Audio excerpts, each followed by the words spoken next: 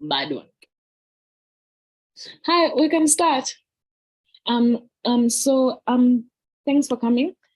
Tonight we're having a session on growing and thriving in your InfoSec career, and I'd like Tracy to start by introducing herself, and we can begin the session.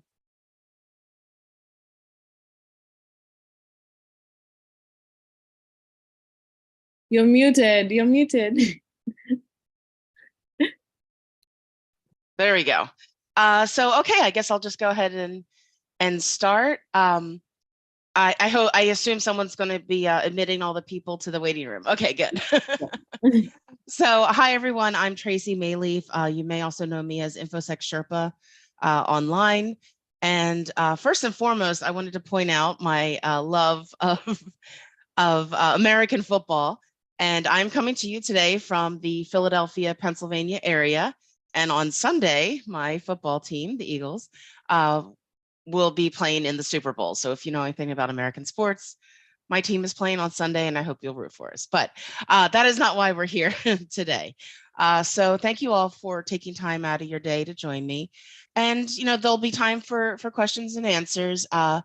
And feel free to submit questions now. So I'll just start to talk, and then we can pivot as needed to answer questions, or if you have a specific topic you'd like me to talk about. But this is all about growing and thriving. So what I want to mention to you today, and I apologize, I have a little bit of a cold, so I apologize if I'm coughing or I sound a little congested. I want to talk about the things that you can do, especially early in your career, that can help you succeed in information security. Oh shoot, I was going to say hello in Swahili and habari. I think, did I get that right? I apologize, I was practicing and then I forgot to say it. I apologize. I am slowly trying to learn Swahili on the Duolingo app, so bear with me. So what I'm going to talk about today are the different skills and techniques you can put in your arsenal that will make you a more, desired information security professional, and a better one at that. So let's talk about some of the easy things. Now, keep in mind, this is not just for beginners. I know we probably have a range of folks on this call, different levels of experience, but these are all things that everybody should be doing and can be doing. So first, let's start with, something real easy, something that's free. Are you familiar with Google Alerts, Google News Alerts? I actually have a blog post of how to set up a Google News Alert, which I can post in the chat shortly. But what's important about this is it's really crucial in our industry to stay on top of the news, particularly, the news that impacts our industry. And some of you may think, well, why is that so important? I see, breaches happen constantly, and we see that. Yes, but that's all good information to take in. But that's the problem with information security, isn't it? It's a rushing river of constant information being thrown at us. A lot of times you'll talk about, log fatigue or alert fatigue if you're in a SOC, a security operations center. And that is something that, is to be dealt with as well. But for right now, let's just talk about, outside the SOC. Let's talk about world events.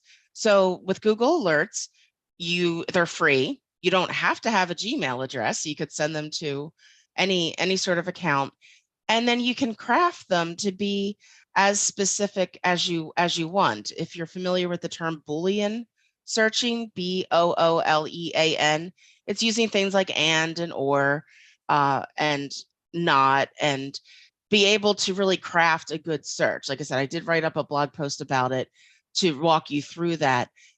And, for one thing, that's how I found cybersecurity, to be honest. When I made my career change from being a librarian into information security, I initially set up, well, first of all, let me backtrack. I misspoke there.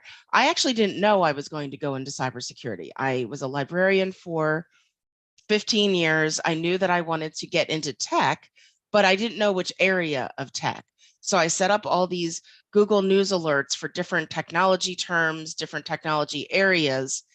And I found myself drawn towards the more security related articles, because that's a good way to judge too. As a side note, if you're unsure which area of information security you want to be in, set up some news alerts with those keywords. With if you're interested in red team, use some of those keywords red teamers use to pick up blog posts or articles. And are you excited to click on that article to read about it, or are you filled with dread? So I quickly found that the generic tech articles weren't really exciting me as much as all the cybersecurity articles were. So that's something that I wanted to mention in case some of you are still in the really early stages of getting into information security. It's totally okay to not have, wait, who just joined with a Chelsea mug? Boo. I'm an Everton supporter. And it's a really good way to kind of filter out what interests you. So anyway, there's some really substantial reasons why it's important to stay on top of the news. One is it's really good practice for you to translate that issue into non-technical terms. And I'll explain. So you'll set up your alert, you'll see, you'll see whatever the news of the day is, which compromise is out in the news, things like that. You can read that and then practice inside your head. It's even better if you write it down, but if you don't have time for that, that's fine. Inside your head, practice explaining it in ordinary non-technical terms. And why is this important? Well, this is a good skill to have because one day you may be in a position that you have to communicate to, say, the chief financial officer or someone else who holds the money in your organization. You may need to explain to them, why you need more funds, and they're not a technical person. So you need to get into the practice of explaining these often scary and complicated concepts that we have in information security to someone who is not in that world. Or you could also just have an executive. Maybe if you're in the elevator, the lift of a building, an executive comes in, recognizes you from the security team and says, oh, what's all this news that I hear about this breach that happened to, this company today, this other company today. You're put on the spot, right? And you need to be able, and that this executive is not technical. So you need to be able to explain that. And then lastly, just your end users, or what I like to call your consumers of security, because we offer security services and our end users consume them. And I feel like consumers of security is a better way to explain that personally. I feel like that's a good way to explain it.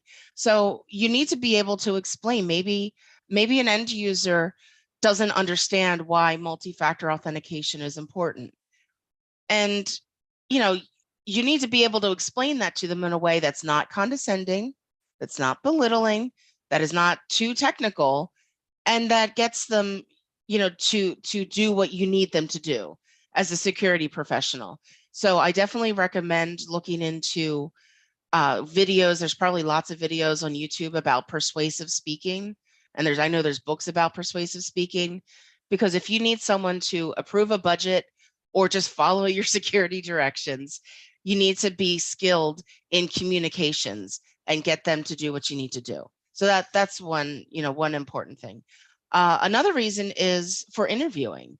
You will most certainly be asked, definitely interviews that I've done in the past, you'll be asked about something in the news. They'll say, okay, name a current ransomware gang that's out in the world. And, again, you're interviewing for a job, so you want to be on top of that. I've told the story a lot, so I apologize if you've heard it before. But the day that I had my very first information security job interview was the same day that WannaCry hit in May 2017. And I normally tell a much longer version of the story, but I'll keep it short. So basically the gist of it is, I woke up that morning knowing that I had an interview in the afternoon, and I started to hear rumblings about something that was going on in the UK with the National Health Service, but we didn't have a name for it yet. We didn't fully know what was going on. So I gathered up all what was available to me at that time. And then as I was driving to the interview, I remember thinking to myself, well, if I were interviewing me, I would ask me questions about this incident that's developing, particularly how would I remediate it? So I practiced that in the car. And fast forward to my hour and a half interview is wrapping up.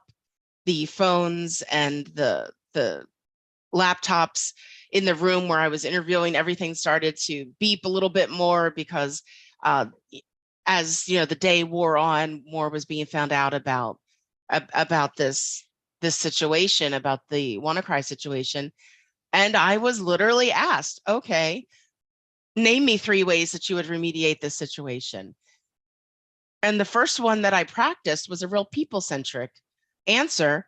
And it's one that they told me that they hadn't considered. And, you know, subsequently I did get the job. And I like to tell that story because I was very prepared.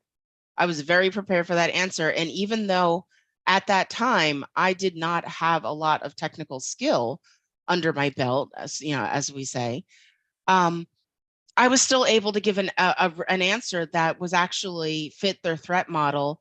And as they said, was something that I hadn't even considered. So don't think that if you're not far enough along in your technical career, you can't give answers like how would you remediate a problem? You still can. You can come up with a unique angle that suits, you know, your skill set that you can explain.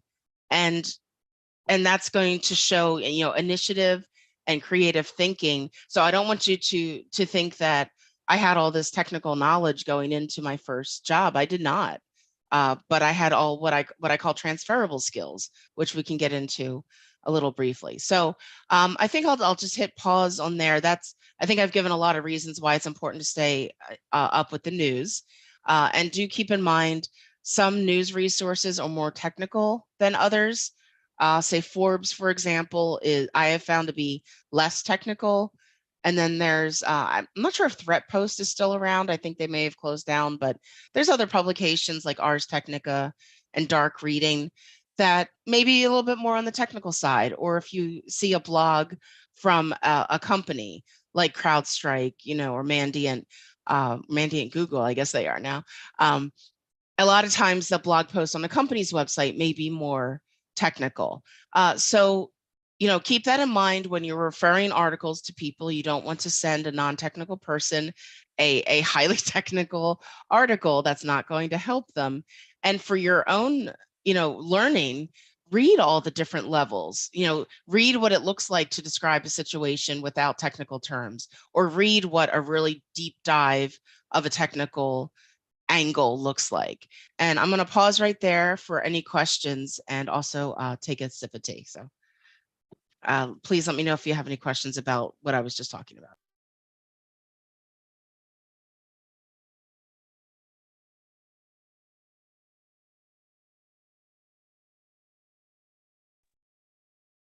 Okay, I guess we don't have any questions. So the other thing that I want to mention that's really, really crucial for growing and thriving is networking. And at this point, I don't mean computer networking. Some of you may be thinking, oh, yes, I know, you know, an enterprise network very well. I'm talking about networking with people, not with computers. Your professional network is going to be, you know, very useful when it comes to learning and getting jobs or changing jobs. Yes, as somebody wrote, OSI layer 8. Yes, the layer 8. I always thought, however, though, William Bailey, I always thought that OSI layer 8 referred to end users, not necessarily what I'm talking about. But yes, the layer 8 is the people. So you want to make sure you maintain and keep growing your network. Now, maybe about 6 months or more ago, I gave a talk at the Women's Society of Cyber Jitsu event where I used gardening as a theme for how to, you know, maintain and grow a network. So if you think about it of gardening, you know, what happens if you water your plants too much. They get all soggy and they wilt and they don't grow. And then that didn't yield anything.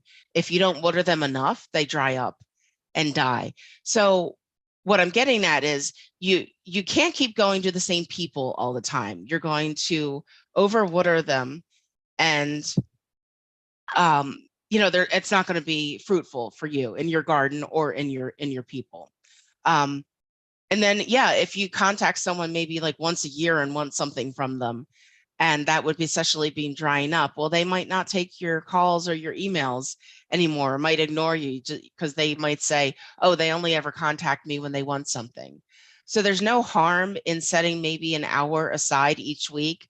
I usually tell people maybe like a Sunday, when things are calm, maybe later in the afternoon when you're starting to get back into, the work mode for the week, maybe take an hour just to go through, see what accomplishments people have had. Just send a nice note of, hey, congratulations. LinkedIn makes it easy for you, right? They prompt you. They'll say, so-and-so has a new job. Would you like to would you like to congratulate them? Yes, I would. I would like to, to say that. But it's also helpful for troubleshooting. If you know someone who works at a company, now keep in mind, not everybody can share, but say you wanted to learn more about, an issue in cybersecurity that pertains to an oil company, and that someone in your network works for an oil company. Maybe you ask them if you could have 15 minutes of their time just to ask them some general questions about what information security looks like in that industry. It's basically what's called an informational interview. And remember to keep those short because lots of people are busy, and be respectful of their time. Come prepared with questions. Don't set up a phone call like this and then just expect the person you asked to start talking and tap dancing and giving you all the information. You need to come into that prepared with questions, have them written down, figure out a way to type out your notes when when they answer, but don't expect the person that you're asking for advice to put on a show for you. I've been in that situation many times where I've had people, tell me that they wanted career advice and set up a call, and we get on the call and we're just looking at each other because the person wasn't prepared. And I have ended calls like that. I had one person, hound me for a while to talk. I finally was able to find time on my calendar. And the first thing she said when she saw me on screen was, how do you do it? And I said, do it? Do what? And security. How do you do security? And I just shut that call down. I was like, no, you're not prepared for this. Like you wanted to talk to me. So I'm saying that as an example because I really want to stress this. You need to be prepared, especially if you reach out to someone and ask them for their expertise. The onus, the responsibility is on you to run that call. If that person maybe has a very big personality and just starts to talk and take over, then fine, then read the room and step back, but you still need to go into that meeting prepared. So, some other networking tips, this is something that you can do online, in person. I used to do this as a librarian. I worked in law firms. In the library, I would do what was called an elevator pitch. I would see a partner, law firm partner in the elevator. I would know that they were in, say, the health law practice, and I would see them. And just real quick in the elevator, I would say, hi, I'm Tracy from the library, and I just wanted to let you know that we've received a brand new book about health law that I think you'll be interested in. When I get back to my desk, I'll send you an email with the information about the book.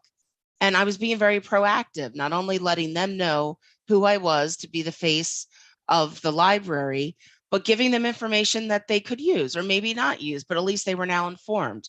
This so easily can be transferred to information security.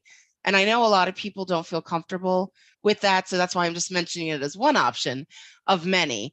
So you can do the in-person, being proactive, mentioning something that might be useful to that person. You can also follow up on, you can use social media. By that I mean LinkedIn or Twitter.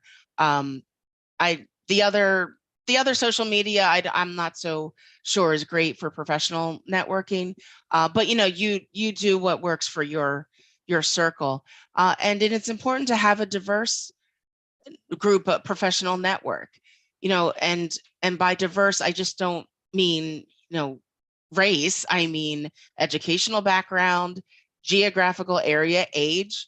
Your professional network should look like a mosaic. It should have folks older than you, folks younger than you, if unless you're very young to start off with and there's not people, but you get what I'm saying. You need to have different ages, different educational backgrounds, different geographies, different industries. The more diverse your network, the richer it's going to be for you, and the more enrichment that you will get out of it. So that's just really important. It can mean the difference between having an application for a job rejected without anyone looking at it versus connecting with someone inside that company and saying, hey, I just applied for this job. Is there anything you can do internally? And they may be able to push your resume to the top or give you an internal referral or do something that makes your resume stand out. And that's how you use this tool. But again, you have to keep in mind, these are human beings. These people might become your friends, or they might just become, professional acquaintances. So don't be disrespectful. Don't always go to the same people all the time because they're going to get tired of you. Don't ignore people and only go to them when you want something. Rotate your crops, rotate your people. Think of it as a garden of, who haven't I put any, sunlight on in a while? Let me reach out and just say hi and ask how they're doing. And that's all you have to do. Just a link, to LinkedIn direct message, or again, if you see that they have an accomplishment. Oh, I saw you on that podcast and it was really great. And it's fine if you don't know them that well, but people love compliments, right? Who doesn't like a compliment? So, and I don't want anybody to think that this is fake. I sincerely mean this. I am genuinely interested in people and what they're up to. So, be very careful and don't approach this as if you're being fake or disingenuous. Um, you know, you really need to care about this, like I said, because these are people, and a lot of people can see through that if you're just an opportunist. But I can just speak for myself and saying that I do genuinely care, and I am genuinely happy when I see someone, has something to celebrate, or if they just got laid off. You can say, for example, they posted on Twitter that they were laid off. How you can help that person is retweet to boost their message, and maybe send them a direct message and just say, I'm sorry to hear about that. I boosted your tweet, to get it further out there. Let me know if there's anything I can do to help. And the person will appreciate that. And it took less than a minute out of your day. So let me pause there for a second. I do see that Nancy asked a question. Before I get to Nancy's question, does anybody have any questions about the networking piece that I just mentioned?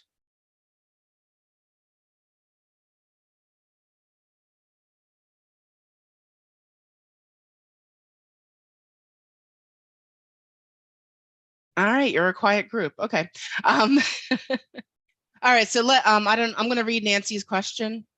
Nancy wrote, Tracy, what is your advice for someone shifting domains in security?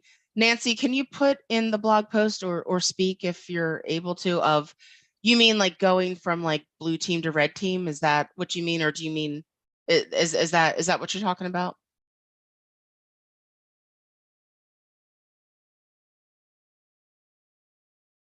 Nancy's on the call, isn't she? Yeah.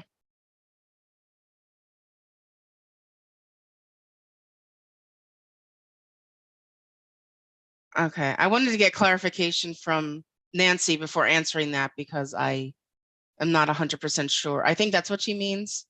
So she's not answering, but I'm just going to assume that's what she means. So yeah, so if you're a blue teamer, in case if there's anyone on the call doesn't know what that means, if you're if you're defense and you want to go to red team, which is offense, Yeah, like if you think about sport, if you think about footy, whether it be, and I'm saying footy specifically, soccer, footy, um, not everybody likes to be the goal, the goalkeeper, the goaltender, um, because you're always defending, right? You always have to be on alert, blocking the soccer ball, the footy ball.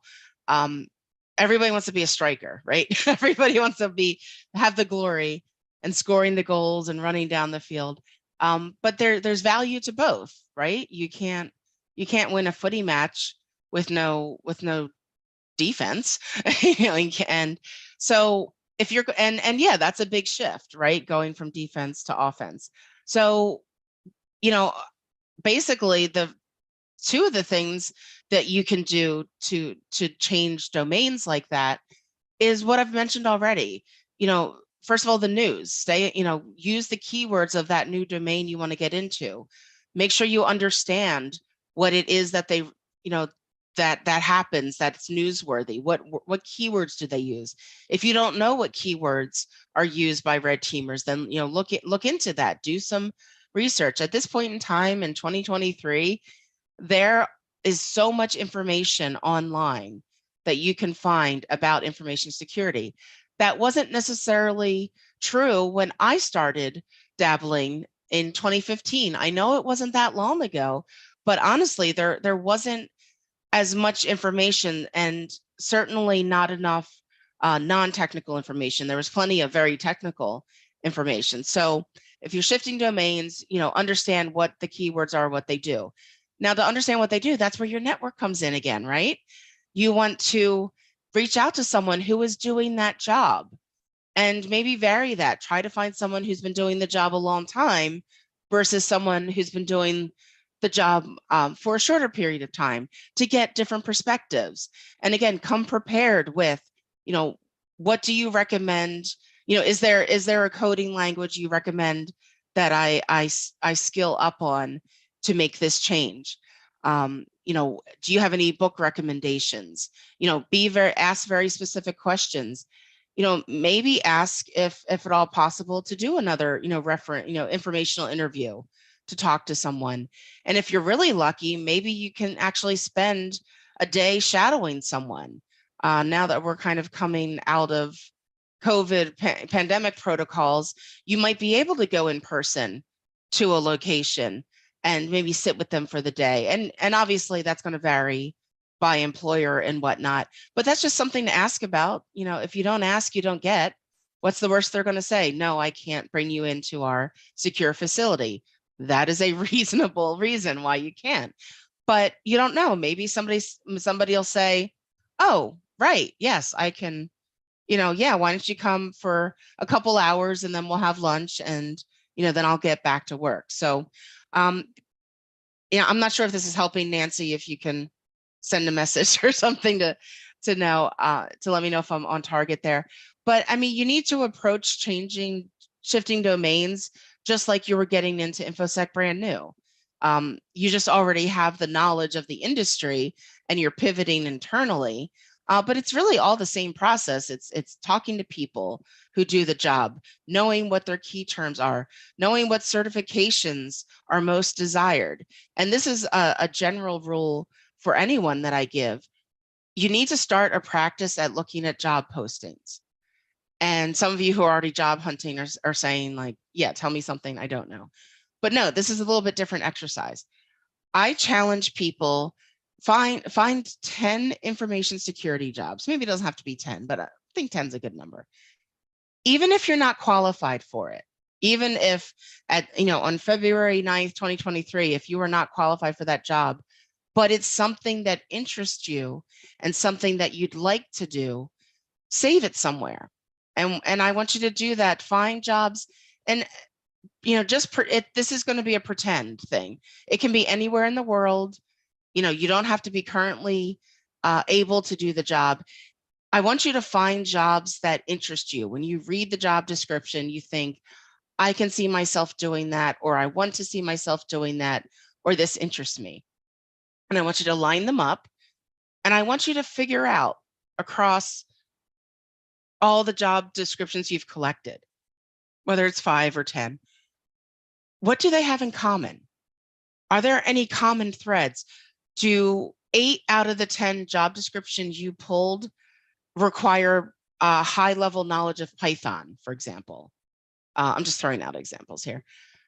And if so, then you know what your next step is? You better skill up on Python. If you see that, if you see all the jobs that you want are maybe, a CISO level or an executive level, then look in to see what they're requiring. Do they require a master's degree or a bachelor's degree, or, do they have other requirements? Find those common threads, the commonalities in all of them, because something about that job attracted you to it, right? And now you have 10 jobs that you're attracted to. So what do they have in common? They're going to have things in common. So that's what you build as your to-do list to work towards. I said, and obviously those jobs aren't going to be there forever. And you may not, I don't want to give anyone the impression that you're going to have time to skill up and then go back and get that same job. That's not what I'm saying. A lot of people are confused about where to start and where to concentrate their studies and their skill building. And that's a great way to do it, is find the jobs that interest you, pick out the skills they want, use that as your to-do list. So I hope that that answer helps you, Nancy. Simon, which site uses to network with people? LinkedIn. Let me just right here. LinkedIn.com. I also use Twitter a lot. I do a lot of professional networking on LinkedIn and Twitter. Now, I do apologize. I don't know off the top of my head if there's a similar professional site in East Africa that is used by more folks. I said I do apologize. I don't know that off the top of my head. But, basically LinkedIn and Twitter are worldwide, and that'll help you with the diversity aspect of building your network. LinkedIn is also has a robust offering of job descriptions if you want to look at those for your research. And don't forget just to go directly to a company website to see what jobs they have and if they list some of the people involved. And also, if you're too shy to connect with someone on LinkedIn, you can also just follow them. Oftentimes there will be an option just to follow someone versus actually connecting with them, so you can see the kinds of things that they post. So that's up to you. If you actually want to connect with someone, do it. But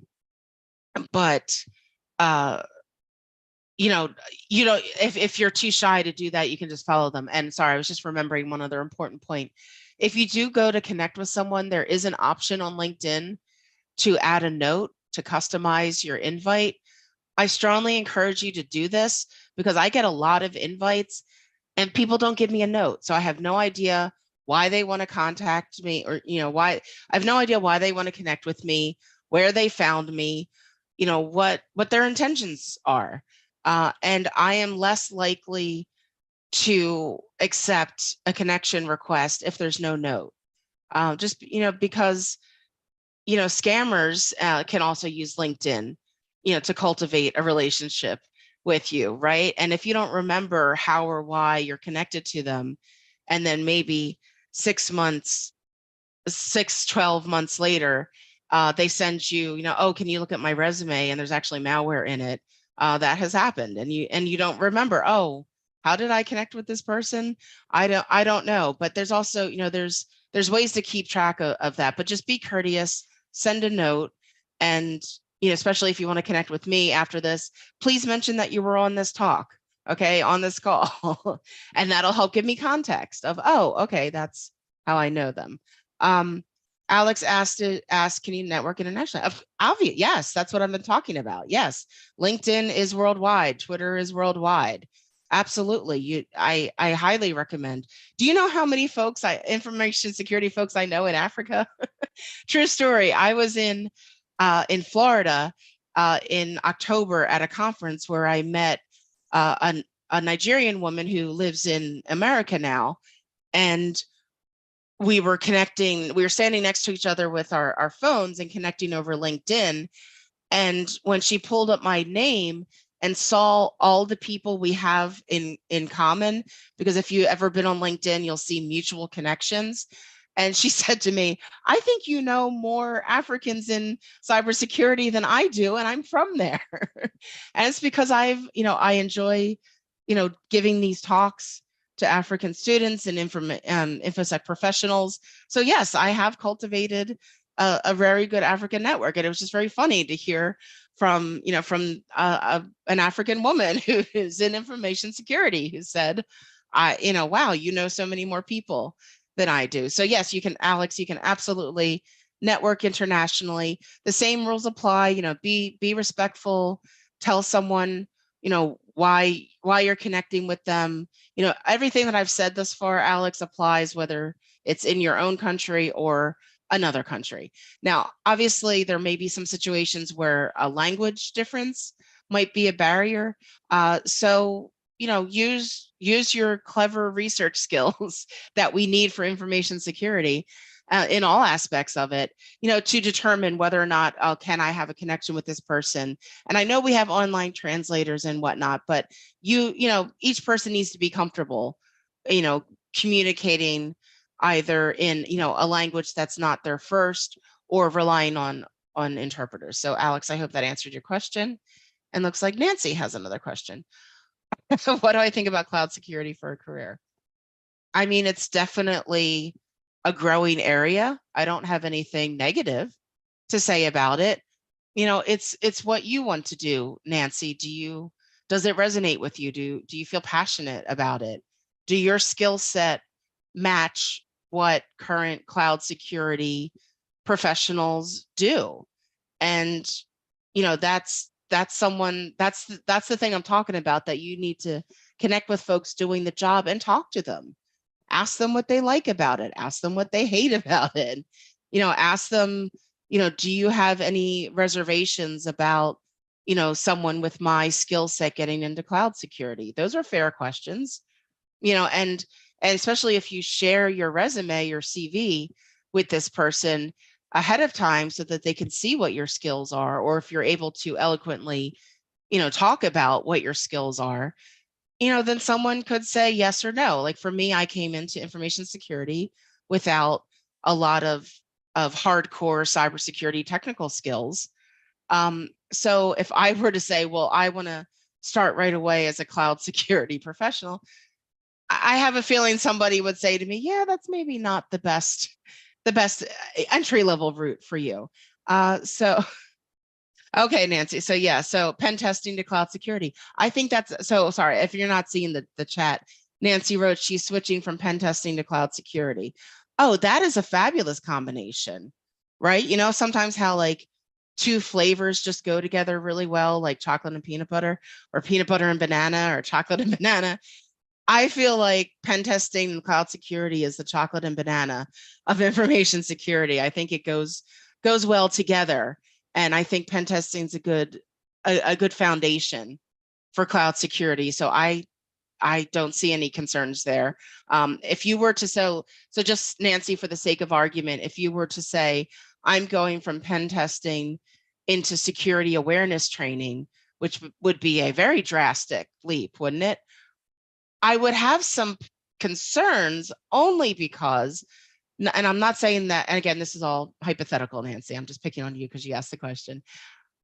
If Nancy, if you came to me and said, I've been doing pen testing, but I really want to get into security awareness training, I would have some concerns because pen testing, red teaming, is a very highly technical role. But security awareness training, you're dealing with mostly non-technical folks, right? So on the one hand, while it's a really good skill to be able to translate or convert very technical language to non-technical language, you need to make sure that as an awareness trainer, that you always feel comfortable speaking, writing, being able to present things from from an end user point of view. And a lot of pen testing folks don't necessarily have that skill set. They're just very technical minded. So you see what I mean? Some go together really well, and some they could go together, but you'd have to really, you know, do a gut check and think, do I have that communications and people facing skill set that I haven't used before? So I hope that answers your question. Simon, could you please elaborate the different fields in cybersecurity? Now, I don't want to pick on Simon because this is a talk about getting to cybersecurity, but this is the kind of question that can be researched online. Okay. I will mention it now. Again, I'm not trying to admonish you or embarrass you, Simon, but that's an example of the kind of question that you can easily find this online about the different fields in cybersecurity. So I will go through some of them now. I'm probably going to miss a lot of them, but off the top of my head. So yes, you have your red team, which is, you know, falls things like pen testing, that's offense, you know, poking at a company's network to see how secure it is. Or blue team, which is defense, you know, which is you're protecting, you're reading logs and looking at things like that. GRC is a lot of the, you know, the government and regular. Well, Simon, I'm answering it now, but I just want to let you know that that's something that can be found online. And there's GRC, which involves, you know, government regulations and things like that. That's a less technical role, but it is helpful that you have some technical knowledge in that. There's the whole awareness training, you know, and there's also marketing, and there's a lot of writing that can be done. There's malware engineer, you know, reverse malware engineering. That's a very technical role. Sorry, I'm drawing a blank there because there's so many. There's just so many, and I know. So what I can do, I can round up a couple links if the She Hacks Kenya group can distribute them, or actually, I guess I'll just look at my blog or something like that. I'll post something, but remember, I follow me on Twitter or look at my blog. I posted those two already in there. Because yeah, there's already resources that break this down and give you examples. But you know, more generally speaking, you can be as technical as you want to be in this field, or you can be as non-technical as you want to be in this field. There's room for everyone. You know, don't let someone tell you that, you know, if you're not technical, you can't be in this role. You know, you can't be a pen tester if you don't have any technical ability and are unwilling to learn.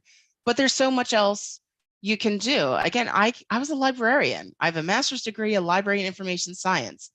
I am good with organizing information, you know, communication, written or oral. I love to write playbooks. I love to write instructions.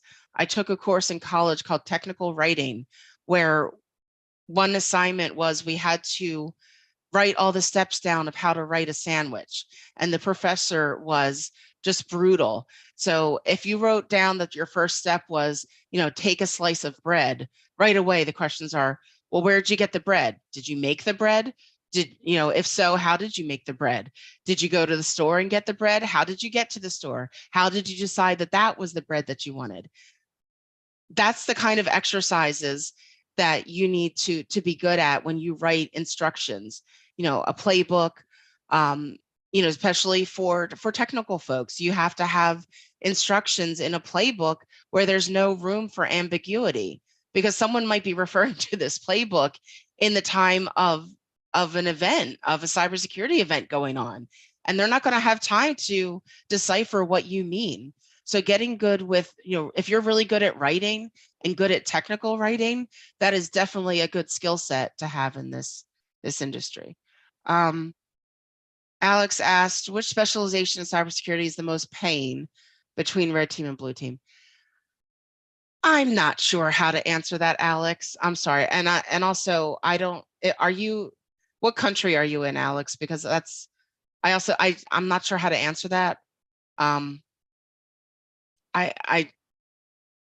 don't know. I was going to say something. I do not have enough information to know. A way that you could find that is, again, by looking at those job descriptions to see if salary ranges are listed. But I'm going to turn the question on you. You know, are you only looking for a job in InfoSec for money? And I'm not saying that's good or bad, but are you going to take a higher paying job that you hate just because it's higher paying, but you loathe every moment that you're at work? Or are you going to take a job that maybe pays a little bit less, but that you actually enjoy? So, be mindful about being drawn towards what's highest paying, because if you're not happy in it, you're not going to be a good worker. You're not going to, have a good life if you're miserable all the time. So yeah, I don't really know how to answer that, Alex, because there's a lot of variables, but I just want you to think about that. Why, you don't have to give an answer, but think to yourself, why are you asking that question? Are you already skilled in both and you're just trying to choose between the two? You really should go with what excites you and what interests you, because believe me, it is no fun being in a job that you just loathe every minute of. That's no way to live your life, and it leads to burnout, and who knows, it might lead you to leaving InfoSec entirely because you're so unhappy. So this is why I'm giving all these tips, so that you can really put yourself in a position to decide, what jobs look best for me, what skills, interest me. And I do tell people sometimes, if you go through all this research and you figure out, what, I really don't like this after all, there's no shame in that. There's no shame in that at all. Again, going back to when I was first dipping my toe in the ocean of information security, of tech, before I knew information security, of tech, I went to a Ruby on Rails class. It's a programming language. I walked out of that class after 20 minutes because I hated it. And I thought to myself, I am never going to like this. I hate every 20 minutes that I've been in it. This is not for me. And I didn't consider that a failure or a waste of my time, because by eliminating what you don't like to do, again, let's think of the garden. If you pull up a bunch of weeds that are surrounding a beautiful flower, like I can't really see that rose. There's too many weeds there. You start pulling out those weeds, start pulling away the things that that you don't like. And pretty soon you have a better vision of the rose, of the pretty flower. So if you start to work on eliminating things you don't like to do, what you do like to do and what you're attracted to will become that more visible. Does that make sense? Okay. How about any other questions while I take another sip?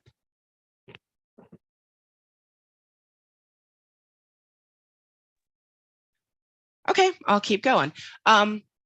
Let's talk about, you want to keep your skills going constantly, right? And that can be exhausting. And again, I don't want, there's a lot of people who live and breathe information security. And I admit I did that at one point, but and you may need to do that for a short while, while you're getting into the industry, because you need to expose yourself to a lot of information and all. But it really is crucial to have a balance, to have other interests, because if you're concentrating on information security day and night all the time, your brain doesn't get a rest, and if you have family members that you live with, or roommates, or they're probably going to get tired of you talking about information security all the time. So it's just good character development to have other interests in addition to information security. Some people consider cybersecurity their job, and that's it. They work 9 to 5. Sure thing. You're welcome, Simon. Simon thanked me for answering Alex's question. I just want to remind people, it's okay to have hobbies. It's okay not to be living and breathing cybersecurity every moment of the day. And sometimes it's hard. Sometimes when I'm watching sports, I like a lot of sports, but watching basketball, if a player comes and, intercepts a pass, I think to myself, oh, that's man in the middle attack, to which my husband usually, just rolls his eyes at me. But yeah, sometimes those thoughts come into your brain. You'll watch a sporting event and you'll realize, there's, oh, that's we call that technique, by this name in cybersecurity. Or, you see things out in the open. You go to a pizza shop and you see that they have their Wi-Fi password just posted up on the wall, and you see that it's not a secure Wi-Fi. Those things are going to stand out more to us in this field than other people. And you just kind of learn to either drown it out in your brain or just handle it. And this is something that I don't think we tell people who are getting into the industry enough. I think there's a lot of pressure and emphasis to, you always need to be studying, you always have to listen to podcasts, you have to live and breathe and work and everything. You constantly have to, be building a home lab, and you have to work all day and then come home and work on your home lab, and your GitHub, has to be up to date. That's not a path to success. That's a path to burnout and a path to resentment. So, everything in moderation. When I was still a librarian and commuting on the train, I would listen to cybersecurity podcasts while I knit. I'm a knitter. So I would sit on the train and I would knit and I would listen to cybersecurity podcasts, and I would gain information. And even if I didn't know what a word was, and I also did this for conferences, I would go to conference sessions and I would take notes. Now they've said I've read articles where scientists say that if you actually write by hand notes, it helps your brain retain it better. So I would just buy a notebook, sit in a conference session, and whenever there was a term I didn't know, and I didn't know how to spell it, I would spell it phonetically, like sound it out, or I would just take random notes. And then I would, after the session was over, I'd either go up to the speaker if they're available or ask someone around me. And I've done this. I would go up to a stranger who was sitting near me in this session, and I'd say, hey, there was a term mentioned a lot in this talk that I don't know, and I don't know how to spell it, but it sounds like this, and I would say it. And a lot of times people would say, oh, give me your notebook. Here, it's really spelled like this, and then I'll tell you what it means. There's no shame in that. And that's a great way to connect, because then that person might then start asking you questions and connect with you. So don't be afraid to sit in a session or listen to a podcast or watch a YouTube video and you're thinking to yourself, I have no idea what's going on. You need to look at it differently. You need to think, I'm going to find out what's going on. I'm going to write down these words I've never heard of before and don't know, and I'm going to look up what they mean, or I'm going to ask, someone. I highly recommend taking the initiative to do the research on your own, like I mentioned to my good buddy Simon a couple of minutes ago, and save just flat out asking folks, maybe for like the secondary or third stage, if you want maybe some clarification. But this was something that was always stressed, when I was going to library school for, my master's degree. It's called a teachable moment. Someone can ask you, these questions, but it's really to your advantage to retain that knowledge as if you research it yourself. Now, I get it that some things you may not be able to find because you're not skilled enough yet, but if you approach someone and tell them, I have looked in all of these places and I am, this is the research I did and I'm still coming up empty. Can you please point me in the right direction? So you're asking for help, but you're proving that you've done what we call due diligence. You've done your research. You're just stuck. And that goes over a lot better than just the direct messages I often get of just someone asking, a question without having done research, because, I'm busy. I do want to help people, but I'm busy. So, the more that you can do your own research and articulate that and really fine tune the question you're asking will be very much respected and appreciated by the people or persons you're asking. Coolio. Hey, Coolio. Coolio asked, do I have any indicators that let you know you're heading towards burnout? Oh, wow. That is an amazing question. And I want to give you kudos for asking such a proactive question, right? That's amazing to, what should you be on the lookout for? Just like, a ransomware group or a threat actor, they're going to have usually specific telltale signs of how they do things. So this is another one. So yes, I'm not a mental health professional, and there are definitely articles online, but I would just say, some of the things that I've experienced myself, and again, I'm just speaking for myself, is, if you start to have feelings of resentment towards, your job or your company or your coworkers or things like that, if you just start to feel a lot of resentment, if you're no longer happy to be at work, I mean, it's called work, right? It's not called play. So, give it a chance. Every day at work is not going to be all balloons and cake and unicorns. Although I did work someplace where we did often have cake a lot. So maybe, but anyway, we really did. We had cake all the time. It was fun, but it was a lot of cake.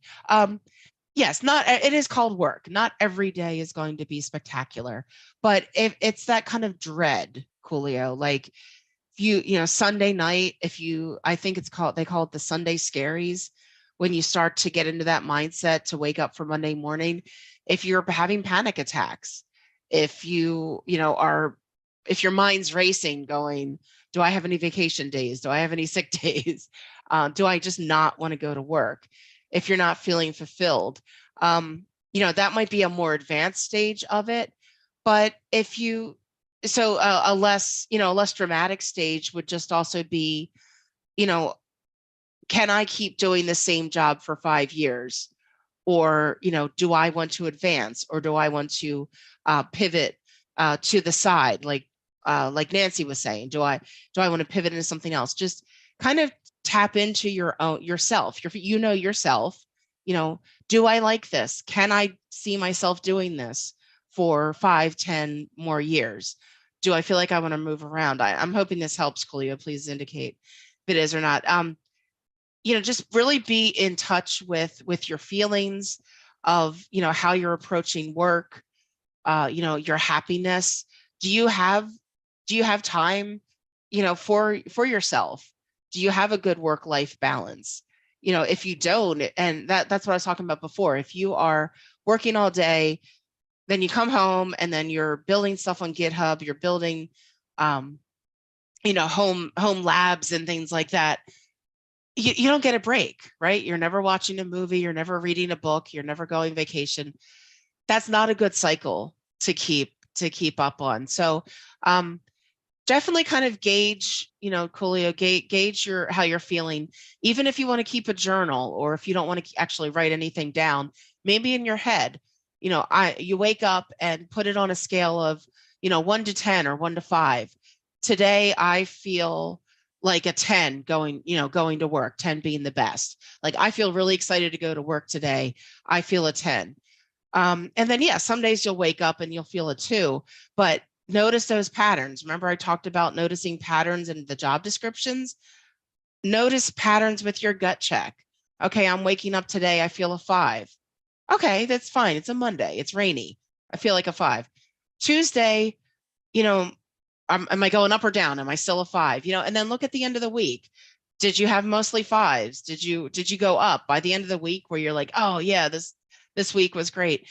You need to look at patterns. Don't make rash decisions, but kind of look at your patterns. So good. Okay, good. And definitely, Coolio, check online. There are mental health professionals and whatnot who can address that better. But that I was just speaking from my experience there. So I'm glad you found that helpful. And Nancy, thank you for your note. One other thing I wanted to mention, and I guess we're getting close to wrapping up here, and I'm sorry to lose my voice a little bit. The hardest thing to get is experience in this field, right? As some of you may have already experienced that,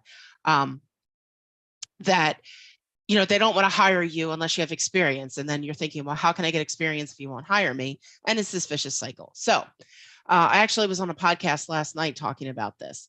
This is where your GitHub repository comes into play. This is where a home lab, a blog, it's called a portfolio. Usually when we talk about someone having a portfolio to interview for a job, we usually mean something maybe in the arts, or a writer, or a journalist, or an architect.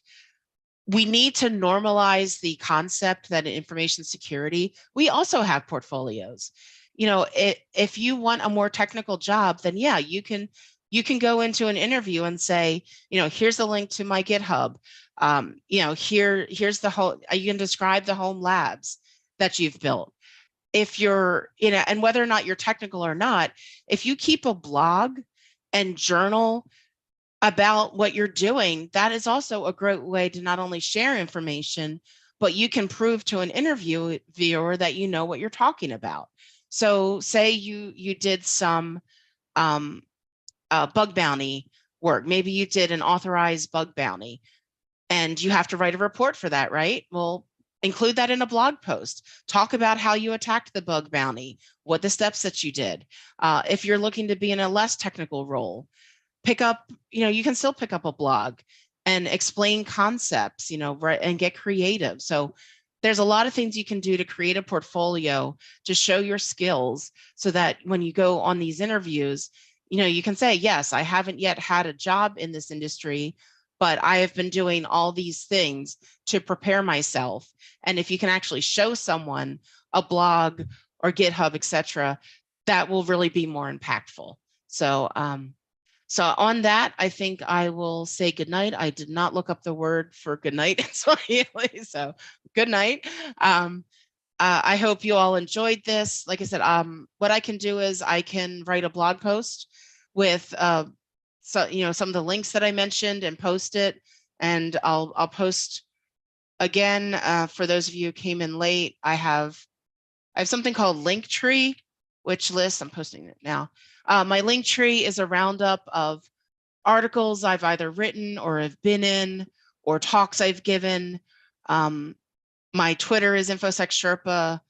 You have my real name to connect with me on LinkedIn. Remember to add a note to tell me that you were here today.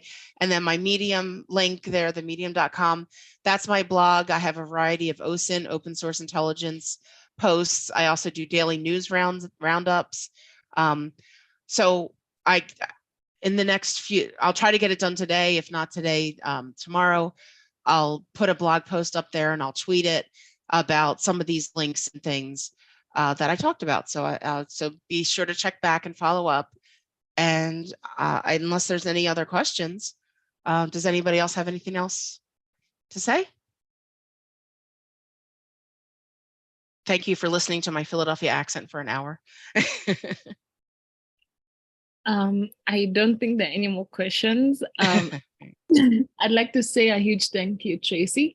Yep. So people have said that they enjoyed the session and they found the advice insightful, and I'm looking forward to applying these to my career, and I hope everyone else here is too. So if no one has any more questions, I'd love to wrap up the session, but I also wanted to thank you, Tracy, because I've really enjoyed. Oh, Nancy wants to say something. Let me. Okay.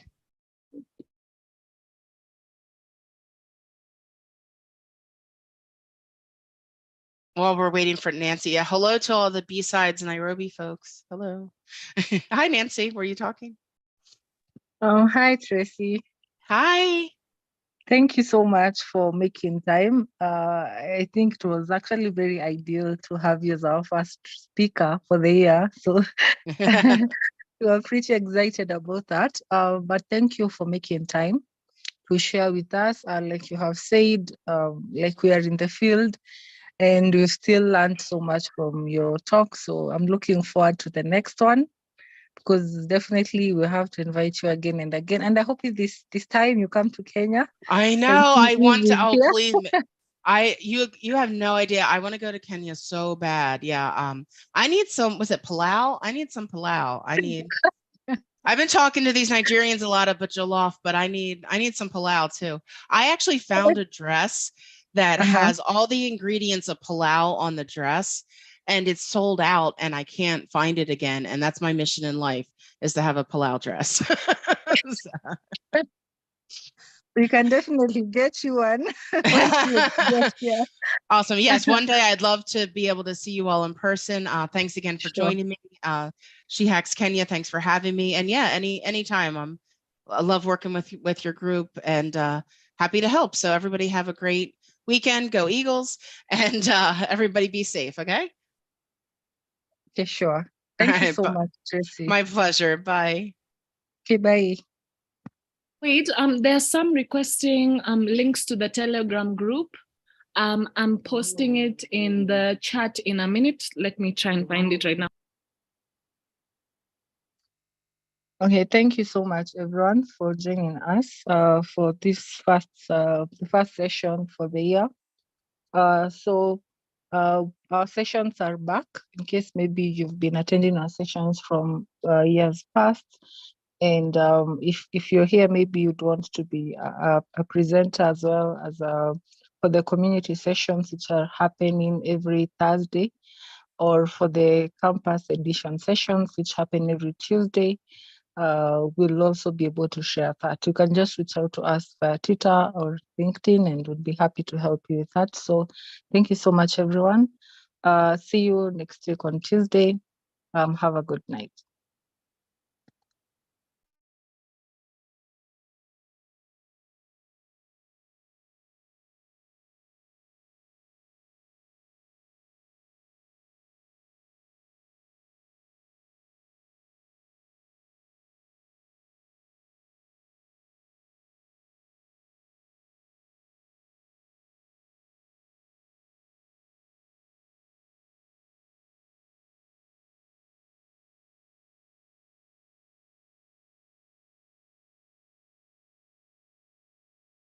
I've posted the link to the Telegram group in the chat in case anyone wants to join. Wait, but our